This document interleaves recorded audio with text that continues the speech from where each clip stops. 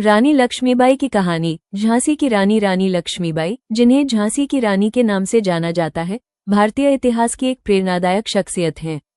19 नवंबर 1828 को वाराणसी में मणिकर्णिका तांबे के रूप में जन्मी। उन्होंने बचपन से ही सामाजिक रूढ़ियों को तोड़ा।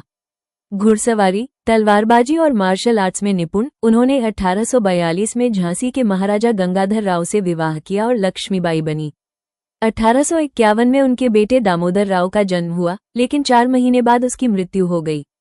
1853 में महाराजा की मृत्यु के बाद उन्होंने अपने भतीजे आनंद राव को गोद लिया, जिन्हें दामोदर राव नाम दिया गया।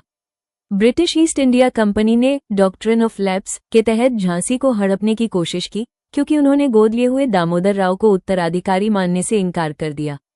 रानी ने इसका कड़ा विरोध किया और कहा, मैं अपनी झांसी नहीं दूंगी।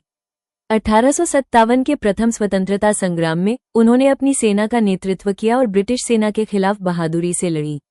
झांसी पर कब्जा होने के बाद वे अपने गोद लिए बेटे को पीठ पर बांधकर घोड़े पर सवार होकर कालपी भाग गईं। वहां से तात्या टोपे और नाना साहब के साथ मिलकर उन्होंने ग्वालियर पर कब्जा किया। 17 या 18 जून 1858 को ग्वालियर के पास कोटाह की सेराई में युद्ध के दौरान सैनिक के वेश में उनकी वीरगति हुई। रानी लक्ष्मीबाई का बेटा दामोदर राव युद्ध से बच गया, लेकिन ब्रिटिश ने उसका 6 लाख रुपये का ट्रस्ट फंड छीन लिया और उसे 150 रुपये मासिक पेंशन दी। 1898 में उन्होंने पेंशन बढ़ाने की याचिका दी, लेकिन असफल रहे। उनका आगे का जीवन गुमनामी में बीता। रानी लक्ष्मीबाई की वीरता और नेतृत्व आज भी महिलाओं के सशक्तिकरण का प्रतीक है। उनकी कहानी कविताओं जैसे सुभद्रा कुमारी चौहान की झांसी की रानी और स्मारकों में जीवित है। वे भारत की स्वतंत्रता और नारी शक्ति की प्रेरणा बनी रहेंगी।